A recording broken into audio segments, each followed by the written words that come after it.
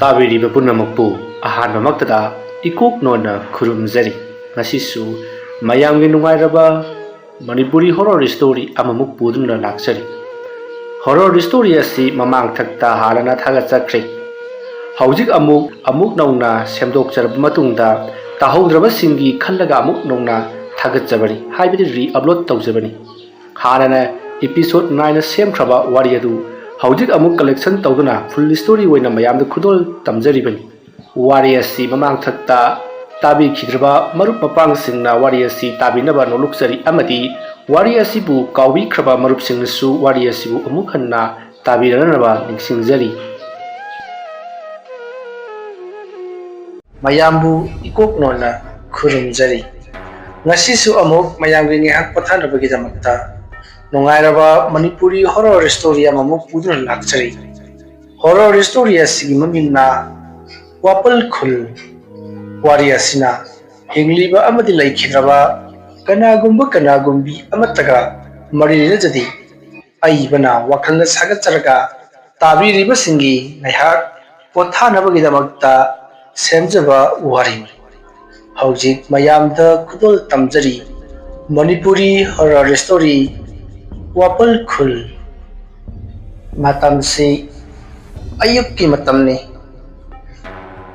ꯔꯥꯕꯦꯁꯇꯣ ꯃꯍꯥꯛꯀꯤ ꯊꯕꯛ ꯑꯃ ꯂꯩ ꯍꯥꯏꯗꯨꯅ ꯑꯌꯨꯛ ꯉꯟꯇꯥ ꯑꯁꯤꯗ ꯄꯔꯞ ꯊꯣꯔꯛꯂꯤ꯫ ꯃꯍꯥꯛꯅ ꯏꯃꯨꯡꯗꯒꯤ ꯊꯣꯛꯂꯛꯄ ꯃꯇꯝꯗ ꯃꯍꯥꯛꯀꯤ ꯅꯨꯄꯤꯅ "ꯀꯔꯤꯅꯣ, ꯅꯣꯡ ꯐꯨꯡꯉꯥꯟꯕꯗꯒꯤ ꯍꯦꯛꯇꯃꯛ ꯊꯣꯛꯈꯤ, ꯑꯗꯨꯒ ꯅꯨꯃꯤꯗꯥꯡꯒꯤ ꯊꯦꯡꯂꯕ ꯃꯇꯝꯗ ꯍꯦꯛꯇꯃꯛ ꯍꯟꯖꯤꯜꯂꯛꯄ? ꯅꯠꯇꯦꯅꯦ, ꯃꯁꯤꯕꯨ ꯀꯔꯤ ꯇꯧꯔꯤꯕꯅꯣ ꯍꯥꯏꯕꯅꯤ?"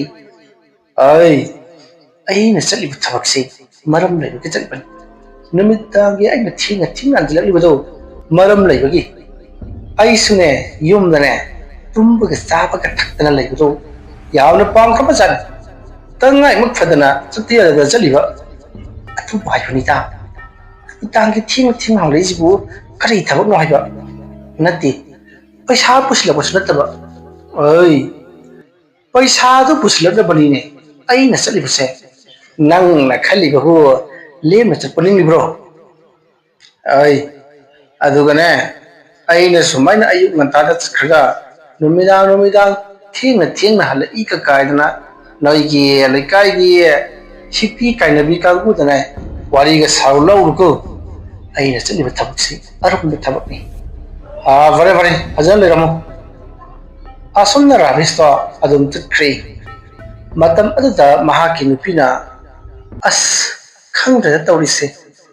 ꯃꯁꯤꯒꯤ ꯅꯨꯄꯥꯁꯤꯕꯨ ꯀꯃꯥꯏꯅ ꯇꯧꯔꯤꯖꯥꯠꯅꯣ ꯈꯪꯗꯦꯗ꯫ ꯐꯩ ꯍꯥꯏꯕꯁꯨ ꯌꯥꯗꯦ, ꯐꯠꯇꯦ ꯍꯥꯏꯕꯁꯨ ꯌꯥꯗꯦ." ꯑꯁꯨꯝꯅ ꯔꯥꯕꯦꯁꯀꯤ ꯅꯨꯄꯤꯗꯨ ꯋꯥꯈꯜ ꯈꯜꯂꯒ ꯂꯩꯔꯤꯉꯩ ꯃꯍꯥꯛꯀꯤ ꯃꯆꯥꯅꯤꯄꯥ ꯑꯇꯣꯝꯕꯗꯣ ꯀꯞꯂꯛꯄꯗꯒꯤ ꯏꯃꯨꯡꯗ ꯑꯗꯨꯃꯛ ꯆꯪꯈ꯭ꯔꯦ꯫ ꯁꯣꯝꯗꯅ ꯔꯥꯕꯦꯁꯇꯣ ꯑꯁꯨꯝ ꯂꯥꯛꯄꯅ ꯃꯍꯥꯛꯅ ꯍꯦꯛ ꯆꯪꯕ ꯏꯃꯨꯡ ꯑꯗꯨꯗ ꯆꯪꯁꯤꯜꯂꯛꯏ꯫ ꯃꯇꯝ ꯑꯗꯨꯗ ꯏꯃꯨꯡ ꯑꯗꯨꯗ ꯂꯩꯔꯝꯕ ꯑꯍꯜ ꯑꯗꯨꯅ, "ꯔꯥꯕꯦꯁ, ꯅꯪ ꯑꯃꯨꯛ ꯂꯥꯛꯂꯕ꯭ꯔꯥ?" "ꯍꯣꯏ ꯑꯣꯖꯥ, ꯉꯁꯤꯗꯤ ꯈꯤꯇꯪ ꯊꯦꯡꯗꯣꯛꯈ꯭ꯔꯦ ꯑꯣꯖꯥ."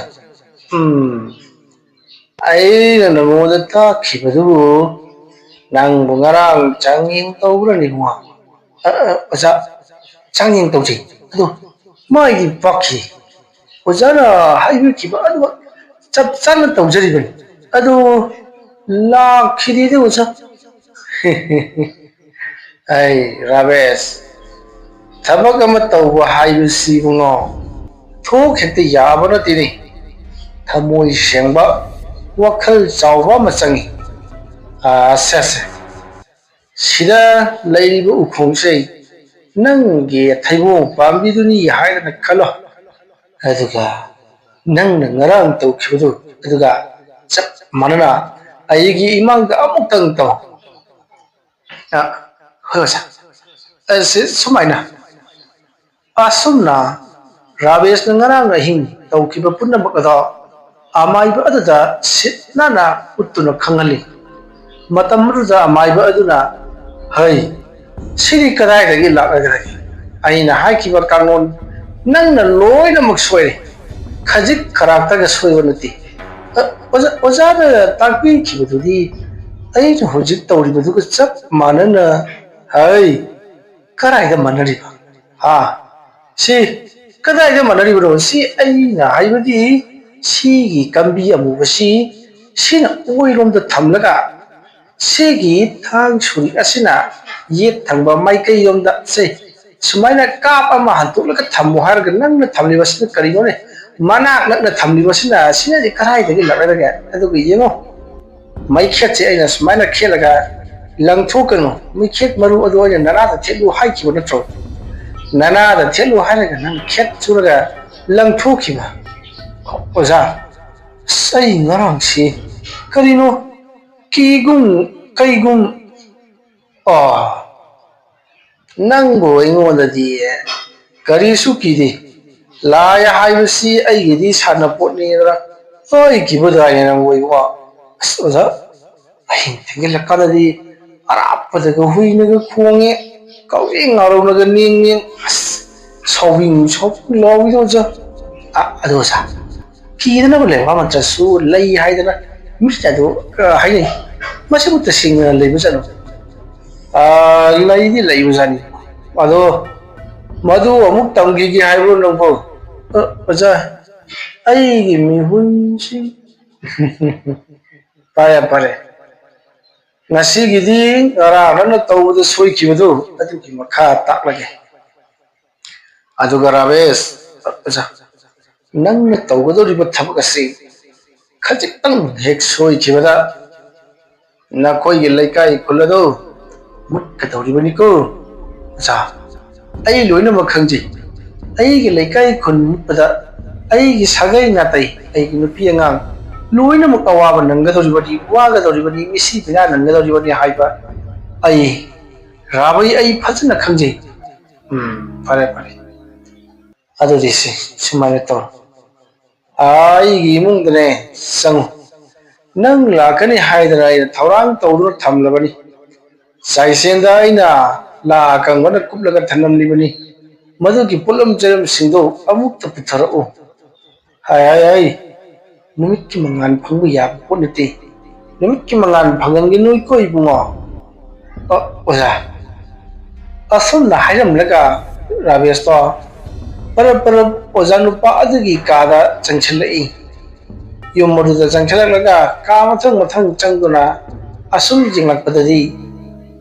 upu amagi manungda mayom ama yawrga leramle hayu mayom do sudan oiragini haiba khangbadagi rabesh to mapalda buk para thurakli matam aduda rabesh na oja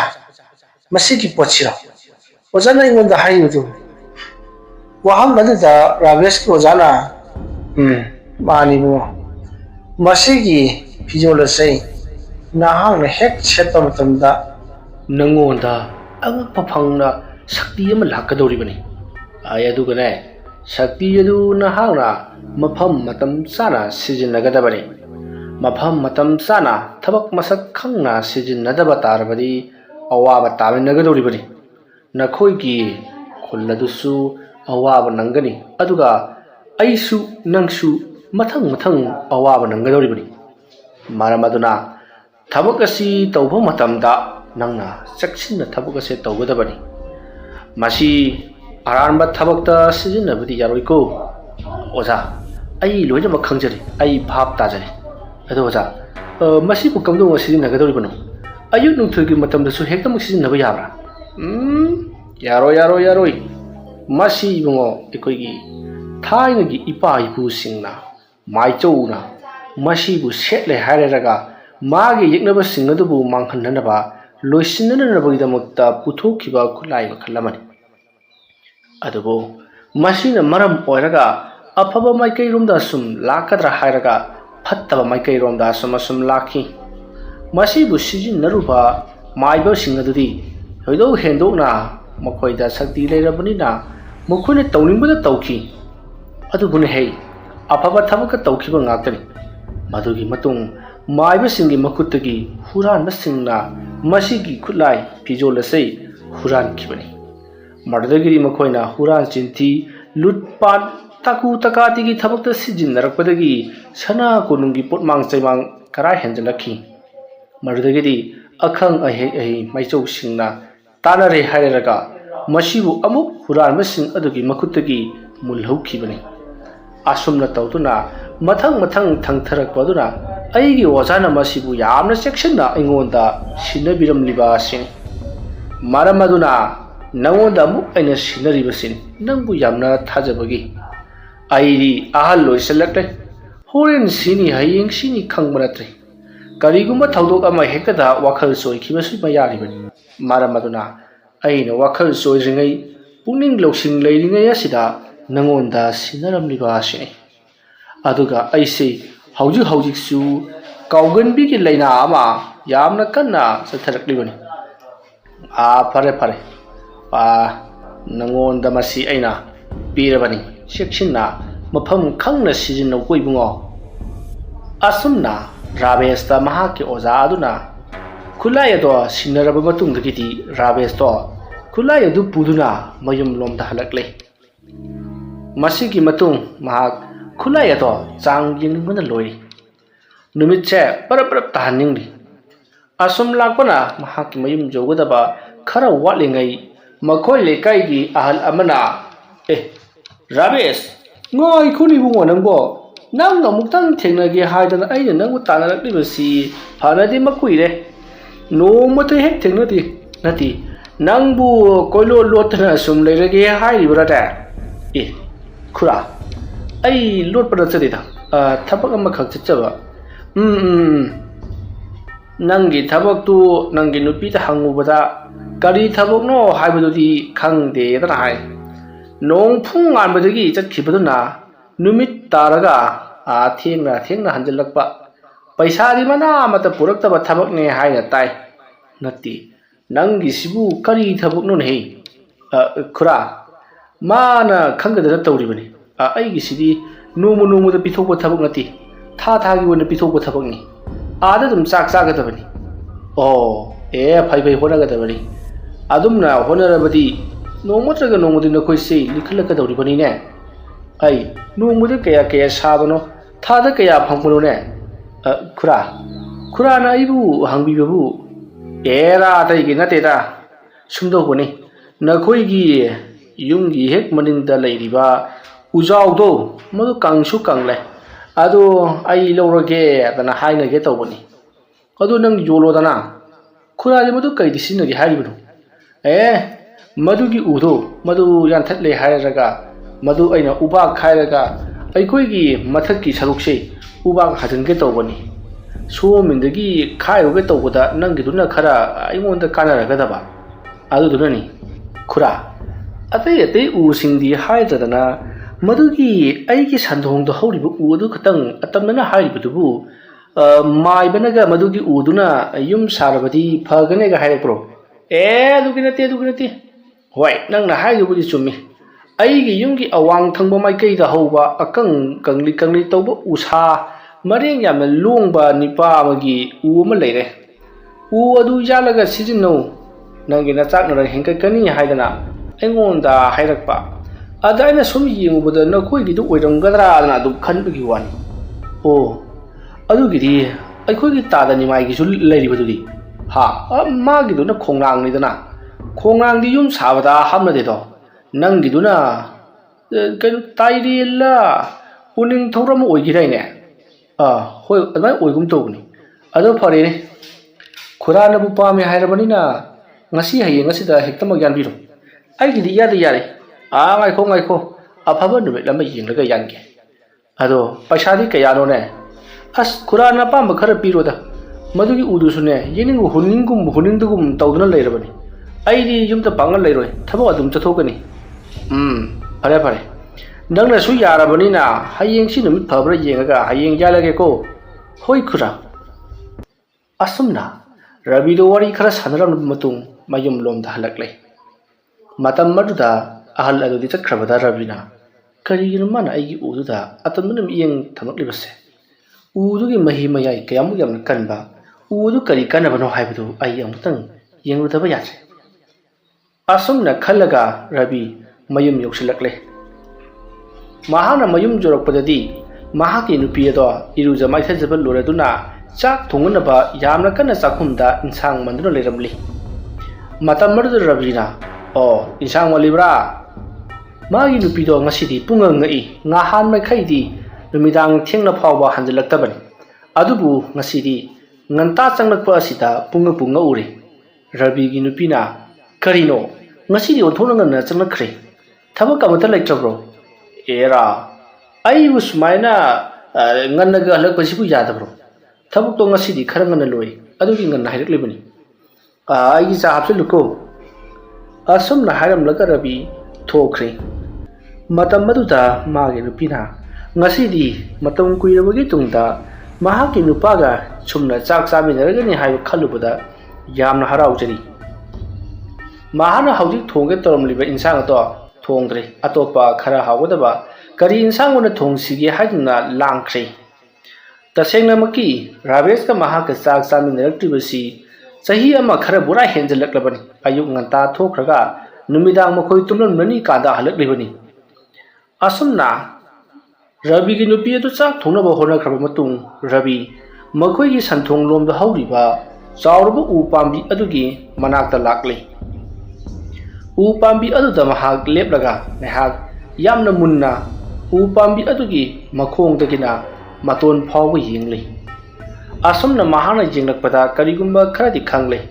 u pambi asi isam chamba u pambi amadi natre haibasi adubu kari karamba u pambi no haibududi mahana khangri masidagi mahana magi yumgi akoibada mahagi nupina thajaba lai singadugi maraktagi lai khara mahana hekle aduga la amada haplaga u adugi makhongda kathokli aduga laiwatinwa khara tawduna yinglikli tanja aduda ravesh ki nupi do haujikta chak thongo cha hapu hairambani kadumda mucha khraba jano hut eta leitho khiduri bani haiduna koithi thiri matam aduda ravesh na ugi bakhong atudadi yamna kana laiwatinwa sonduna leiribani magi nupina kaudnu thirakpagi khonjal tabada mahaki mamangda leiriba la amadi leido jere jere segaiduna su su noisallaga jaga amada phat hunjinkhre madugi matung mahangna u aduda nga tharaga ngahak karigumba ma khanbagi mongda leiri matam aduda ravesh ki nupina tunglomdagi haima kaidori ro toidubo ravesh na ha kaidore sim hakchit langambani ina khalo khasei onthona motpana yadre sengdok tadi yararoi kaidongai sengdok sigi haidra sum khalamlibani ravesh ni pidu sangsalaklaga amutang sengdok labadine phagadabani lil kangnaga loja chang tari ado iruja maitha jabiruro chak to thina tawragi ravesh na o thiro asumna hainara duna ravesh to leihori magi nupi chakkhre matam adu ravesh na masigi usi isam chamba u amadi natrese adubu afaba udinati yana phaba usnati lawja krasnuda athu magi khura da karigumba kharadi ngasi ahingsi tawba yanise mangolagi hetama hawragi aina tawge khalliba thabak asi ai ozanadi khangbu ponati ma khanglabadi aina tawge khalliba thabak asi tawge haiba yarak loidoribani aina paulibasi ina kaira khunba pasha paiba punsi ase marek mahau thokna kalak pena leibadani adu karigumba ai ozana aina tawgudoriba thabak asida khangaklabadi kamdauba hera khangninlaga khangjo kaidau jarunege asumna khalaga ravesh u aduda top launa phuramlaga satkri masigi matung mahaksu iruja maitha jarba matung mahaki nupiga angang singa lonana chak chaminakri numidangi matamni mayam punamak tumre hipnakri ravesh to mahaki tumthadri mana shakhiba mahana laurakpa mahaki phijol do maduna karai phawa tawba ngambagi haibudo khangbra masada langtaknaribani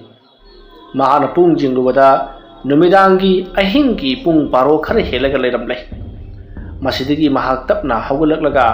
mahak para phijol adu puduna thorakle aduga tuminna sumangi masi amada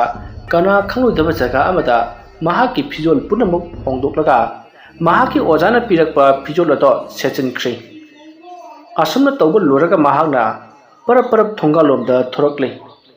kanagi imungda hana tawsige asumna khalakpada ngasai maga wari sanakhiba khuradugi mayungda wona chatlagi khanduna parap parap lakli asumna laklaga mahakna khuradugi sumanglu changlakpada hui singna mongodo wonsinduna khonglibada mahakna khali karino hui sing asidi ayuda khonglibasina aibu tasingnogi urabajala amutang sang yingdabadi yar asumna khalaga mahakna rabesna khura khura haiduna kauri matamadu yumgi miyoi amana kanano ne aying nongyasita kauri budubo haiduna khumlai rabesna amga tholo aine haidubada mahaki ngasai thinakhiba khura adu nataba khura adugi machanupa ahalado thorakli mahakna koilei leithuna yengi matamada rabesti Suri makha adu leblaga ingan ngana leiribani adugu nupa aduna udabugum koilei leithuna yengli matamadu rabesna nupa adugi makha zaida khupakna haijinduna thajalluri matamadu nupa da koilei leithuna jengaga butho e hadun laromlaga imga chensinki rabesto mahaki thabaga se yagadori hayengdagi thabak haurage ngasigidi chang yengi khangi khaladuna mayum lomda parap lakle matamadu imungi mi mayam tholokli aduga yenakha lukha kocha chatuna toslai kaptuna yengi hui sing adudi rabesna chakhi maikai romda tana tanadra khongli matamadu rabesna hui amabu koithan tanari adubu hui ado ki khibana mafam madu thadoklaga chenkri tawriba mong aduda mayamsu kinaraduna imungda budrung changkhri rabesto matomda noklaga mayum lomda halaklaba matung phirolado hongtoklaga nungaina tungkhri masigi matung mathangi nongale ayuk anganba aduda rabesto yamna harauna mahana tawruriba thabak adugi matangda wakhal khanba yaba khalli haujikti mahana pamliba posakado mangonda leirabanina kari kamdauraga paisa do tansigi amadi kari kamdauraga paisa paigadagi haibado khanba horakli matam aduda rabesna Oren do medang ta ki thabak asi hawragi lut pat tawdaba yadri posak asi phanglabani na aina igi ozagi manakta chatlibasi masi satrasu yarada karibu kanagadoino mage manakta chalaga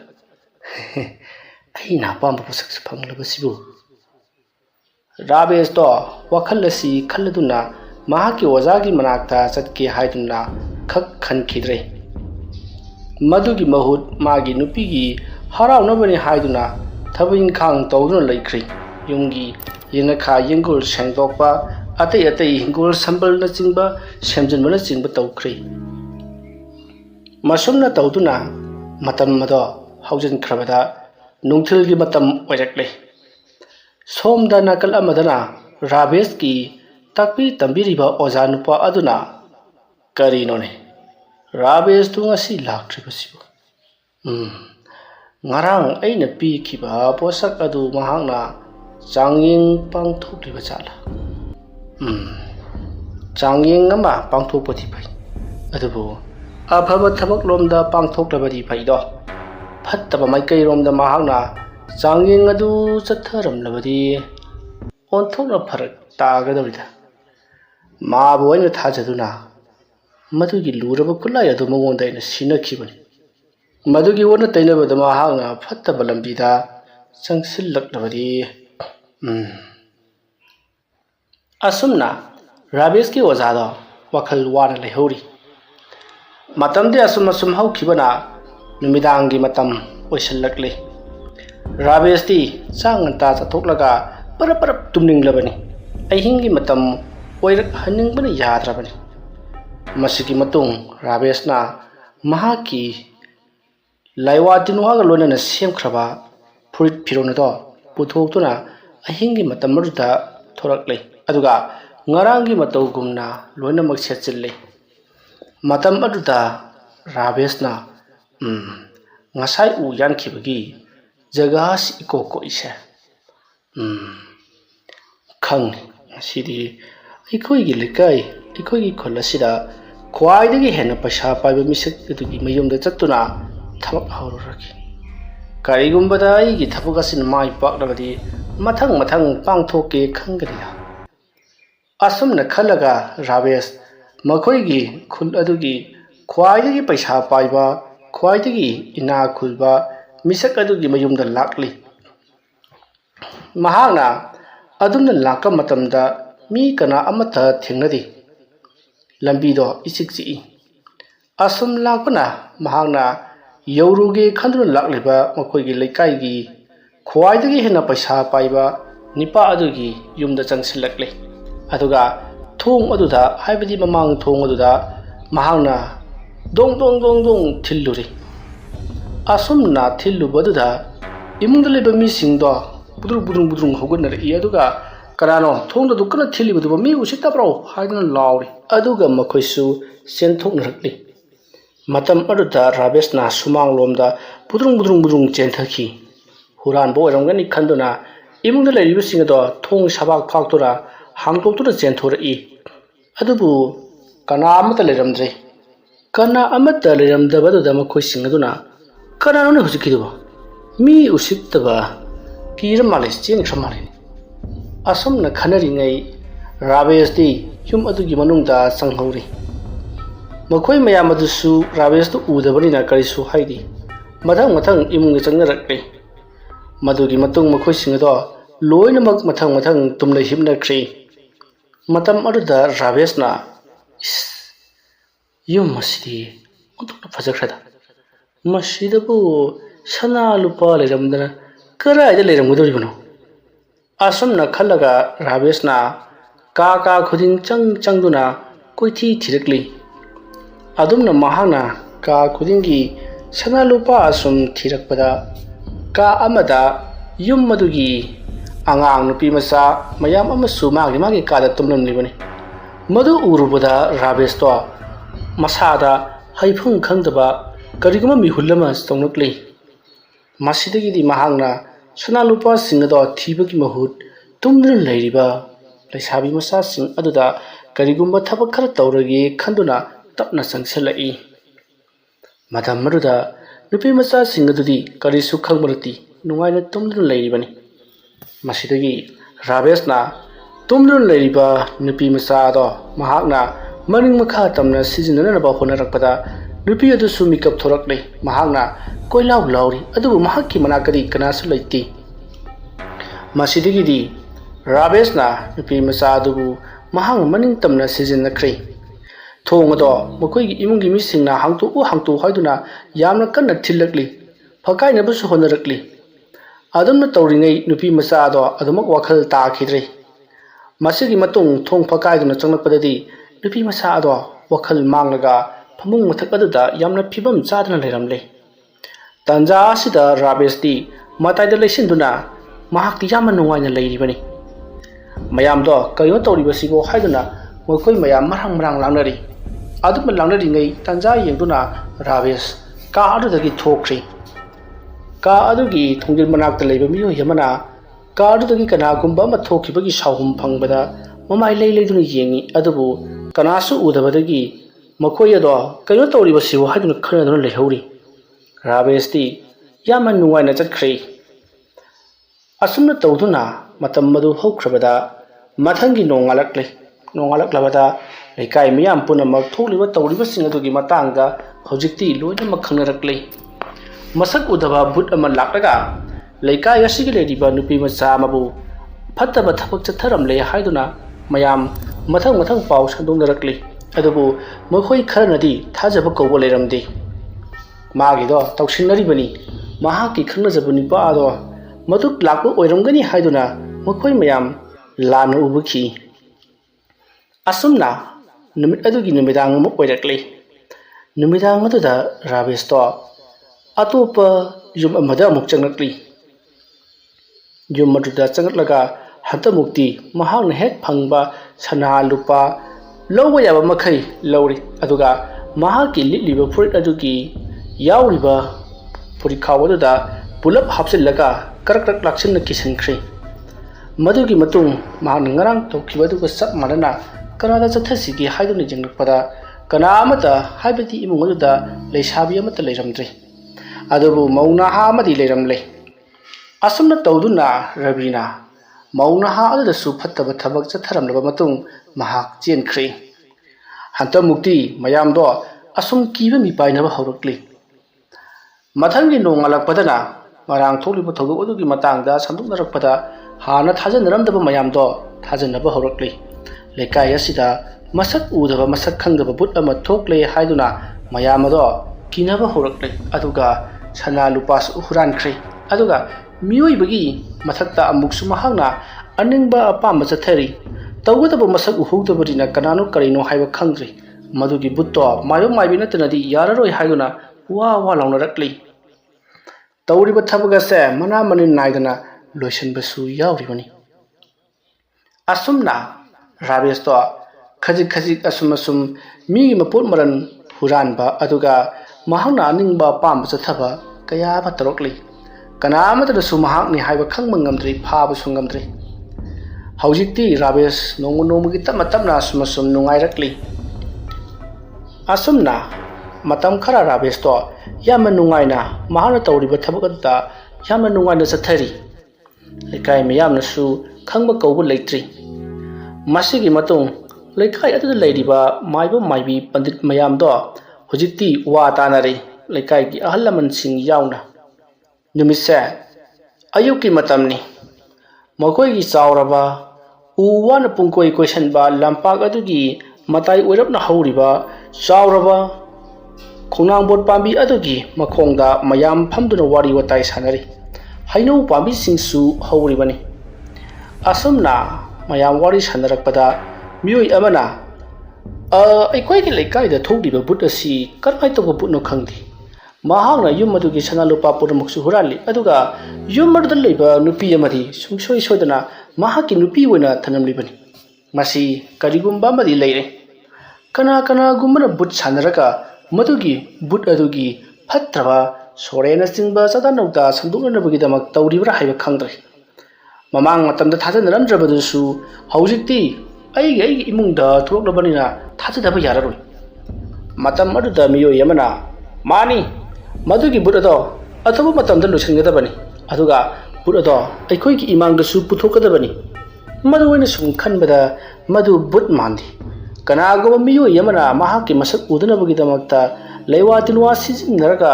mahaku udanabagi damak lotlaga thabagase pangthokpa male but nabu asiguma thabak tawba hongadi but haibasiri mi hatpa mi ki hanba amadi mi gi awaba tahanba haibasini adubu mahakti sanalupa hurali mi gi nupi angangi kada soglibani matam maruda amanamu oi but haibasiri awaba tahanli haribadu chumdro mana aikoi gi nupi angang singdama kut masa sangdana tana sanalupa punaba huran khribani maramaduna mana tawriba thabaksi khwaidagi hena awabaduni mana piribasi aduna aikoi gi amabu wore masibu mangandaba sungya yaroi adumna mathang hairakpada amaiba sing adugi maraktagi khara ahal oiba amaiba bana ngaikho amuka taphanakho sida amaga waya khom tangoduna koilang langona di kanaroi tawriba thabagasi karamma torakpano amadi but aduna pamlibasi karino haibadu aikoi khangdunabagi mak tawgadabari aduna aikoina karigumba ma khanare hariba thabagasi pangthoklaga amutang yengsi matamaruda mayamna kari thabano haidana hanukpada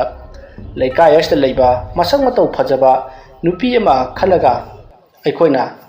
ahingi matamda thadokuna thamgadabani matamaruda but aduna mahaku soidana maki chongsan khigani mahaku magi nupi oyanaba honarakani nupi adada sana lupasu taptana sijingadabani matamaruda but aduna nupi adada hek chongsan khibaga aikoina but adubu pharanaba hapa in nupagi in lang mayam ama langsinduna mahaku phaugadabani aduma tawrabadi masak udrabasu mahak aikoina phaba yaragadabani aduga khudak aduda aikoina aber angang ba thituna hajingadrabani leikhom hajingadrabani mahaki masak uranabagi tamak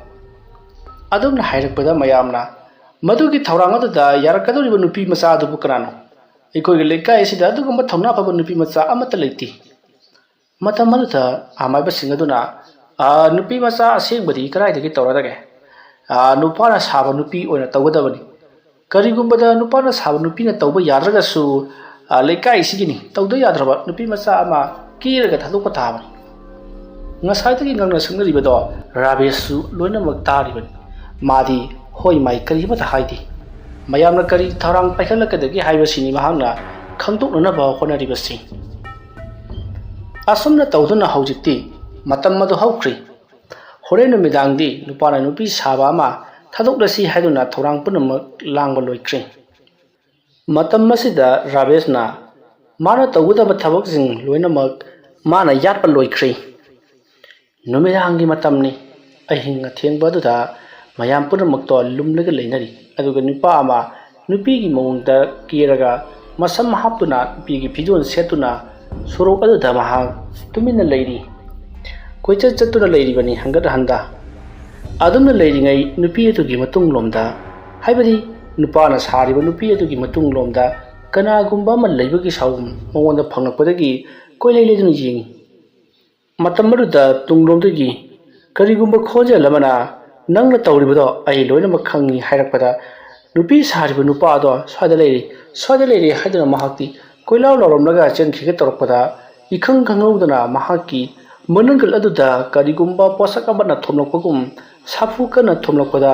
ꯊꯥꯖꯤꯟꯗ ꯄꯥꯟꯗꯨꯅ ꯍꯥꯏꯕꯗꯤ ꯃꯅꯪꯒꯟꯗꯒꯤ ꯊꯥꯖꯤꯟ ꯐꯥꯎꯗꯨꯅ ꯁꯣꯔ ꯐꯨꯟꯒꯠꯇꯨꯅ ꯂꯩꯃꯥꯏꯗ ꯇꯥꯔꯤ ꯃꯗꯨ ꯎꯕꯗ ꯃꯌꯥꯝ ꯄꯨꯝꯅꯃꯛ ꯆꯦꯟꯁꯤꯜꯂꯛꯏ ꯃꯌꯥꯝ ꯆꯦꯟꯁꯤꯜꯂꯛꯄꯗꯗꯤ ꯅꯨꯄꯥ ꯑꯗꯨꯒꯤ ꯃꯁꯥꯗ ꯂꯣꯏꯅꯈꯤꯕ ꯁꯅꯥ ꯂꯨꯄꯥ ꯑꯃꯠꯇ ꯌꯥꯎꯔꯝꯗ꯭ꯔꯦ ꯅꯨꯄꯥ ꯑꯗꯨꯁꯨ ꯁꯣꯔ ꯐꯨꯟꯗꯨꯅ ꯃꯁꯥ ꯑꯗꯨ ꯃꯨꯁꯟꯕ ꯃꯈꯩ ꯊꯔꯣ ꯑꯣꯟꯗꯨꯅ ꯈꯥꯡꯂꯤ ꯃꯗꯨꯒꯤ ꯃꯇꯨꯡ ꯃꯌꯥꯝꯅ ꯃꯍꯥꯛꯄꯨ ꯌꯨꯝꯂꯣꯝꯗ ꯄꯨꯔꯛꯂꯤ ꯑꯁꯣꯝꯅ ꯌꯨꯝꯂꯣꯝꯗ ꯄꯨꯈꯤꯕꯗꯣ ꯔꯥꯕꯦꯁꯇꯤ ꯅꯣꯛꯂꯒ ꯌꯦꯡꯗꯨꯅ ꯂꯩꯍꯧꯔꯤꯕꯅꯤ ꯃꯗꯨꯒꯤ ꯃꯇꯨꯡ ꯅꯨꯄꯤ ꯁꯥꯕ ꯅꯨꯄꯥꯗꯣ ꯈꯔ ꯒ꯭ꯌꯥꯟ ꯂꯥꯛꯂꯦ ꯏꯁꯤꯡ ꯃꯥꯏꯁꯤꯡ ꯊꯥꯗꯨꯅ ꯂꯥꯛꯅꯕꯗꯒꯤ ꯃꯌꯥꯝꯅ ꯀꯔꯝ ꯇꯧꯔꯤꯕꯅꯣ ꯅꯍꯥꯛ ꯀꯔꯤꯃꯠꯇ ꯈꯪꯍꯧꯗꯕ꯭ꯔꯥ ꯍꯥꯏꯗꯨꯅ ꯍꯪꯂꯨꯕꯗ ꯅꯨꯄꯥ ꯑꯗꯨꯅ ꯑꯩꯒꯤ ꯇꯨꯡꯂꯣꯝꯗꯒꯤ ꯅꯪꯅ ꯇꯧꯔꯤꯕꯗꯣ ꯑꯩ ꯂꯣꯏꯅꯃꯛ ꯈꯪꯉꯤ ꯅꯪꯅ ꯅꯨꯄꯥꯅ ꯅꯨꯄꯤ ꯁꯥꯕ ꯑꯩꯕꯨ ꯂꯧꯊꯥꯛ ꯇꯧꯗꯨꯅ ꯐꯥꯅꯕ ꯍꯣꯠꯅꯕ ꯀꯔꯤꯁꯨ ꯀꯟꯅꯔꯣꯏ ꯅꯨꯄꯤꯅ ꯅꯨꯄꯤ ꯅꯨꯄꯥꯅ ꯅꯨꯄꯥ ꯈꯦꯠꯅꯕ ꯌꯥꯝꯅ ꯂꯩ ꯍꯥꯏꯔꯝꯂꯒ ꯑꯩꯕꯨ ꯅꯪꯒꯜ ꯑꯁꯤꯗ ꯀꯥꯎꯔꯛꯄꯅꯤ ꯍꯥꯏꯗꯨꯅ ꯋꯥꯔꯤ ꯁꯥꯔꯤ ꯋꯥꯐꯝ ꯑꯗꯨ ꯇꯥꯕꯗ ꯃꯌꯥꯝꯗꯣ ꯄꯨꯡꯉꯛ ꯉꯛꯈ꯭ꯔꯤ ꯅꯨꯄꯤ ꯑꯁꯦꯡꯕ ꯑꯃ ꯇꯧꯗꯕ ꯌꯥꯔꯔꯣꯏ ꯍꯥꯏꯗꯨꯅ ꯃꯌꯥꯝꯗꯣ ꯋꯥ ꯇꯥꯅꯔꯤ ꯃꯇꯝ ꯑꯗꯨꯗ ꯃꯥꯒꯤ ꯃꯆꯥꯅꯨꯄꯤꯁꯤꯡ ꯀꯅꯥ ꯑꯃꯠꯇ ꯄꯨꯊꯣꯔꯛꯎ ꯍꯥꯏꯕ ꯌꯥꯗ꯭ꯔꯦ ꯃꯔꯝ ꯑꯗꯨꯅ ꯀꯔꯤ ꯇꯧꯁꯤꯒꯦ ꯍꯥꯏꯗꯨꯅ ꯋꯥ ꯇꯥꯅꯔꯕ ꯃꯇꯨꯡ ꯂꯥꯏꯕꯛ ꯆꯥꯡ ꯌꯦꯡꯂꯁꯤ ꯍꯥꯏꯗꯨꯅ ꯏꯁꯣꯔꯒꯤ ꯑꯣꯏꯕ ꯀꯔꯤꯒꯨꯝꯕ ꯈꯔ ꯌꯦꯡꯂꯁꯤ ꯍꯥꯏꯅꯔꯗꯨꯅ ꯃꯈꯣꯏ ꯃꯊꯪ ꯄꯥꯏꯈꯠꯂꯛꯂꯤ ꯃꯊꯪꯒꯤ ꯑꯌꯨꯛ ꯑꯉꯟꯕꯅꯤ ꯉꯁꯤ ꯅꯨꯃꯤꯗꯥꯡ ꯄꯨꯊꯣꯛꯀꯗꯧꯔꯤꯕ ꯅꯨꯄꯤ ꯃꯆꯥꯁꯤꯡ ꯃꯁꯛ ꯐꯖꯕ ꯆꯨꯝ ꯐꯤꯔꯥꯟ ꯆꯥꯕꯁꯤꯡ ꯈꯟꯗꯣꯛꯂꯕ ꯃꯇꯨꯡ ꯃꯈꯣꯏꯒꯤ ꯃꯔꯛꯇ ꯀꯔꯝꯕ ꯆꯠꯍꯟꯁꯤꯒꯦ ꯍꯥꯏꯕꯗꯣ ꯂꯥꯏꯒꯤ ꯑꯣꯏꯕ ꯀꯔꯤꯒꯨꯝꯕ ꯌꯦꯡꯗꯣꯔꯤꯕꯅꯤ ꯍꯥꯏꯗꯨꯅ ꯄꯩꯁꯥꯅ ꯆꯞꯄꯤ ꯆꯥꯟꯗꯤ ꯆꯞꯄꯤ ꯂꯪꯈꯠꯇꯨꯅ ꯃꯗꯨꯕꯨ ꯂꯥꯏꯕꯛ ꯆꯥꯡ ꯌꯦꯡꯍꯜꯂꯤ ꯅꯨꯄꯤ ꯃꯆꯥ ꯑꯗꯨꯅ ꯈꯟꯕ ꯃꯥꯏꯀꯩ ꯇꯥꯔꯒꯅ ꯃꯍꯥꯛꯅ ꯉꯝꯂꯦ ꯑꯁꯣꯝꯅ ꯃꯊꯪ ꯆꯥꯡ ꯌꯦꯡꯂꯛꯄꯗ ꯉꯝꯍꯧꯗꯕꯁꯤꯡ ꯑꯗꯨꯗꯒꯤ ꯃꯈꯣꯏꯅ ꯑꯄꯥꯝꯕ ꯈꯟꯒꯗꯧꯔꯤꯕꯅꯤ ꯑꯁꯣꯝꯅ ꯃꯊꯪ ꯈꯜꯂꯕ ꯃꯇꯨꯡꯗ ꯅꯨꯄꯥ ꯑꯃꯒꯤ ꯃꯆꯥꯅꯨꯄꯤ ꯇꯥꯔꯦ ꯅꯨꯄꯥ ꯑꯁꯤꯒꯤ ꯃꯃꯤꯡꯅ ꯂꯨꯈꯣꯏ ꯀꯧꯏ ꯃꯇꯝ ꯑꯗꯨꯗ ꯂꯨꯈꯣꯏꯅ ꯀꯔꯤꯅꯣ ꯑꯩꯒꯤ ꯏꯆꯥꯅꯨꯄꯤꯗ ꯇꯥꯔꯤꯕꯁꯤꯕꯨ ꯍꯣꯏ ꯈꯪꯒꯅꯤ ꯑꯩꯒꯤ ꯏꯆꯥꯅꯨꯄꯤꯕꯨ ꯀꯟꯗꯕ ꯌꯥꯗꯦ ꯂꯩꯀꯥꯏ ꯃꯌꯥꯝꯒꯤ ꯃꯃꯥꯡꯗ ꯂꯦꯞꯂꯨꯕꯁꯨ ꯃꯥꯌꯣꯛꯇ ꯂꯦꯞꯂꯨꯕꯁꯨ ꯌꯥꯕ ꯅꯠꯇꯦ ꯑꯁꯨꯝꯅ ꯄꯨꯛꯅꯤꯡꯗ ꯈꯜꯂꯕ ꯃꯇꯨꯡ ꯂꯨꯈꯣꯏꯗꯣ ꯀꯔꯤ ꯇꯧꯁꯤꯒꯦ ꯍꯥꯏꯗꯨꯅ ꯂꯨꯈꯣꯏꯒꯤ ꯃꯆꯥꯅꯨꯄꯥꯁꯤꯡ ꯑꯗꯨꯗꯁꯨ ꯃꯍꯥꯛꯅ ꯊꯧꯔꯥꯡ ꯄꯨꯝꯅꯃꯛ ꯂꯥꯡꯅꯅꯕ ꯈꯨꯖꯤꯟ ꯊꯧꯔꯥꯡ ꯌꯥꯠꯈ꯭ꯔꯦ ꯇꯧꯔꯤꯕ ꯈꯨꯗꯤꯡꯃꯛ ꯑꯁꯦ ꯔꯥꯕꯦꯁꯁꯨ ꯂꯣꯏꯅꯃꯛ ꯎꯔꯤꯕꯅꯤ ꯔꯥꯕꯦꯁꯇꯤ ꯂꯨꯈꯣꯏꯒꯤ ꯃꯆꯥꯅꯨꯄꯤ ꯑꯗꯨ ꯎꯔꯨꯕꯗ ꯃꯍꯥꯛꯇꯤ ꯄꯨꯡꯉꯥꯎ ꯉꯥꯎꯈ꯭ꯔꯤ ꯅꯨꯃꯤꯠ ꯇꯥꯍꯟꯅꯤꯡꯕꯅ ꯂꯣꯏꯔꯦ ꯑꯗꯨꯕꯨ ꯍꯣꯔꯦꯟ ꯅꯨꯃꯤꯗꯥꯡ ꯀꯔꯤ ꯊꯣꯛꯀꯗꯒꯦ ꯍꯥꯏꯕꯗꯨꯗꯤ ꯃꯍꯥꯛ ꯈꯪꯕ ꯅꯠꯇꯦ ꯃꯁꯤꯒꯤ ꯃꯇꯨꯡ ꯅꯨꯃꯤꯗꯥꯡꯒꯤ ꯃꯇꯝ ꯑꯣꯏꯔꯛꯂꯦ ꯑꯍꯤꯡ ꯑꯗꯨꯗ ꯂꯨꯈꯣꯏꯒꯤ ꯃꯆꯥꯅꯨꯄꯤ ꯑꯗꯣ ꯌꯥꯝꯅ ꯀꯤꯅ ꯃꯍꯥꯛ ꯍꯪꯒꯠ ꯍꯟꯗꯥ ꯆꯠꯇꯨꯅ ꯂꯩꯔꯤ ꯃꯇꯝ ꯑꯗꯨꯗ ꯏꯈꯪ ꯈꯪꯍꯧꯗꯅ ꯃꯐꯝ ꯑꯗꯨꯋꯥꯏꯗꯣ ꯑꯃꯨꯕ ꯂꯩꯆꯤꯟ ꯅꯣꯡꯐꯥꯏ ꯊꯥꯡꯖꯜꯂꯛꯂꯦ ꯃꯈꯣꯏ ꯂꯩꯃꯤꯟꯅꯔꯤꯕ ꯅꯨꯄꯥꯁꯤꯡ ꯂꯨꯝꯗꯨꯅ ꯂꯩꯔꯤꯕꯁꯤꯡ ꯑꯗꯨꯁꯨ ꯃꯈꯣꯏ ꯃꯅꯥꯛꯇ ꯂꯩꯔꯤꯕ ꯃꯤ ꯐꯥꯎꯕ ꯑꯃꯒ ꯎꯅꯗ꯭ꯔꯤ ꯌꯥꯝꯅ ꯀꯨꯡꯅ ꯑꯃꯨꯕ ꯂꯩꯆꯤꯟꯁꯤꯡ ꯊꯥꯖꯤꯜꯂꯛꯂꯦ ꯃꯩꯈꯨꯁꯤꯡ ꯂꯩꯆꯤꯜꯁꯤꯡ ꯑꯗꯨꯅ ꯔꯥꯕꯦꯁꯅ ꯇꯧꯔꯤꯕꯁꯤꯡ ꯑꯗꯣ ꯀꯔꯤꯃꯠꯇ ꯎꯈꯤꯗ꯭ꯔꯦ ꯂꯨꯈꯣꯏꯁꯨ ꯃꯍꯥꯛꯀꯤ ꯃꯆꯥꯅꯨꯄꯤꯅ ꯂꯩꯈꯤꯕ ꯑꯗꯣꯝꯗ ꯃꯥꯒꯤ ꯃꯆꯥꯅꯨꯄꯥꯁꯤꯡꯒ ꯆꯦꯟꯁꯤꯜꯂꯛꯏ ꯑꯗꯨꯕꯨ ꯃꯥꯒꯤ ꯃꯆꯥꯅꯨꯄꯤꯗꯤ ꯂꯩꯔꯝꯗ꯭ꯔꯦ꯫ ꯃꯁꯤꯗꯒꯤ ꯂꯨꯈꯣꯏ ꯌꯥꯝꯅ ꯁꯥꯎꯗꯨꯅ ꯑꯀꯣꯏꯕꯗꯨꯗ ꯀꯣꯏꯂꯩ ꯂꯩꯗꯨꯅ ꯌꯦꯡꯉꯤ꯫ ꯁꯨꯐꯪ ꯐꯪꯗ꯭ꯔꯕꯗꯨꯗ ꯇꯧꯐꯝ ꯈꯪꯗꯅ ꯀꯟꯅ ꯂꯥꯎꯔꯤ꯫ ꯃꯌꯥꯝꯁꯨ ꯆꯦꯟꯊꯣꯔꯛꯇꯨꯅ ꯑꯃꯗ ꯑꯃꯨꯛ ꯆꯦꯟ ꯑꯃꯗ ꯑꯃꯨꯛ ꯆꯦꯟ ꯀꯣꯏꯊꯤ ꯊꯤꯔꯤ, ꯑꯗꯨꯕꯨ ꯑꯗꯨꯃꯛ ꯐꯪꯈꯤꯗ꯭ꯔꯤ꯫ ꯃꯤꯀꯨꯞ ꯈꯔꯒꯤ ꯇꯨꯡꯗ ꯂꯝꯕꯤꯒꯤ ꯃꯇꯥꯏ ꯑꯃꯗ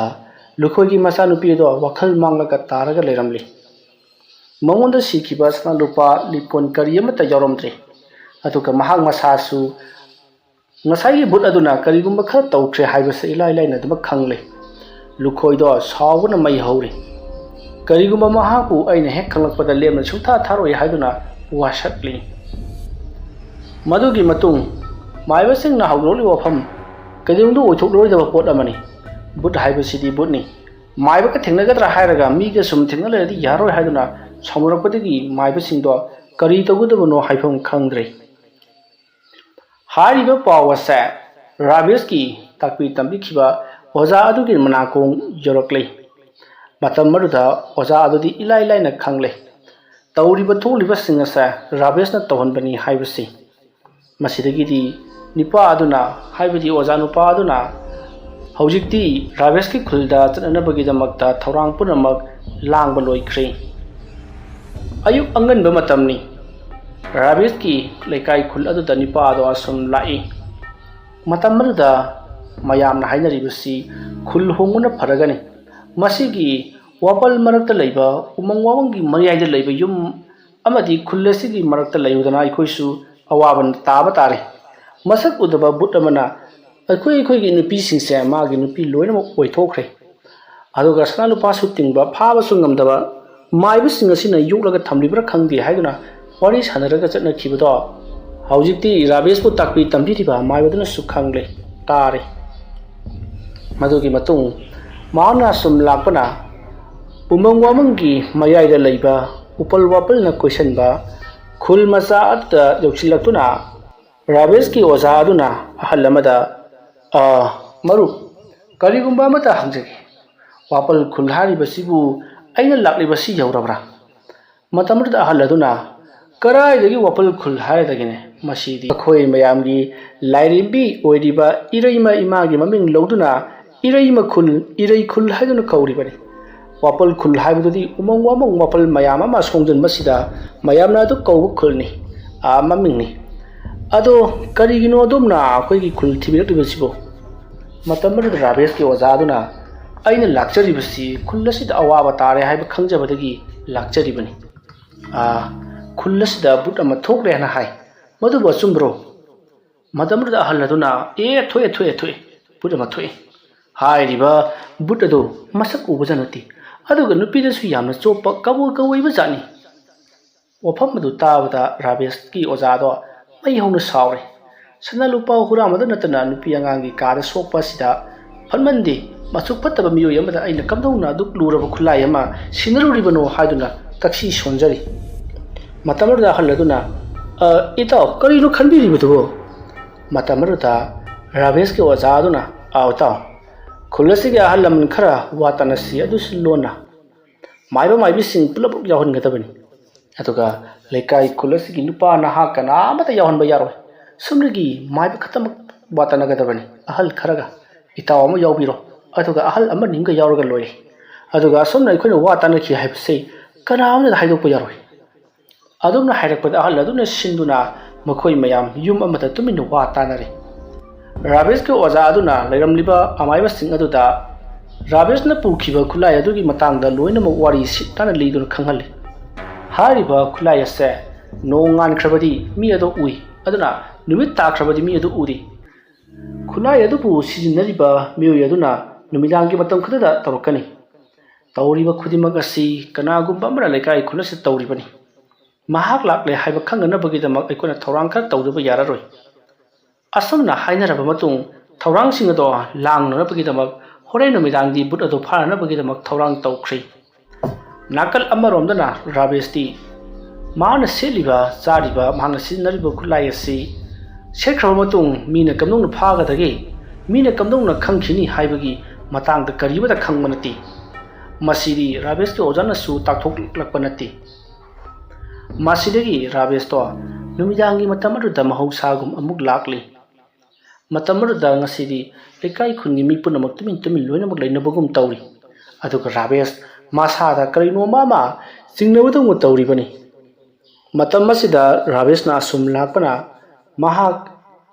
karaidano amada chatpagum asum tawri aduga mahaki masada karino ma ngasi thabak ase chatlurano haibagi mawongda ningjing mangjing tawri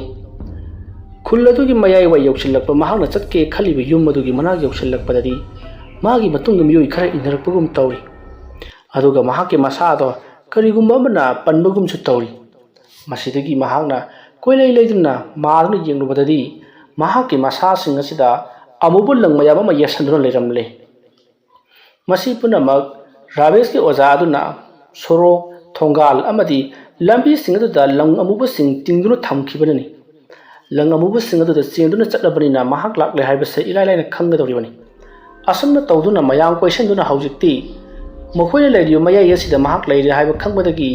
mahaki masada khanganabagi damak leire haiba khanganabagi damak Rabesh ki oza aduna hanana sem sakraba ising amuba khara lainang thitlaba khara lewa mantra kaya sonkraba do joro hajillakpa makoi ki mamangda mami sami letlari Rabesh tu mayamdi Rabesh ni haiba khangbanati masidagi di mayam hauduna halo haiduna pudru phuri chairi kauri netli masidagi di mayam butto phare masak udaba but phare nupi da chopa but phare angang da ngaw but phare haiduna koilaw lawduna phuba chaiba kawba netpa torokpada Rabesh khutakta mathwai mangle haujikti mamai mamit makok pungloi loire thabak ki saru punamak tekle makot masa pung tekle kallaba chaina khol mayam asigolona na ihing na hing sadu Rabesh mathwai mangle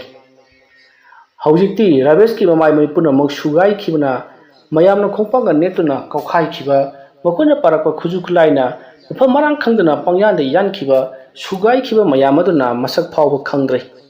aduga makoina su phattaba mamu masak khaganaba amubu mahi mayam amasu hajin khibana Rabesh ni haibase kanamtana khangkhidri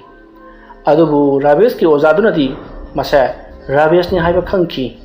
masidagi Rabesh ki ozadura Rabesh na seli chariba singado loinamak lawthokre madugi matung amaiba singaduna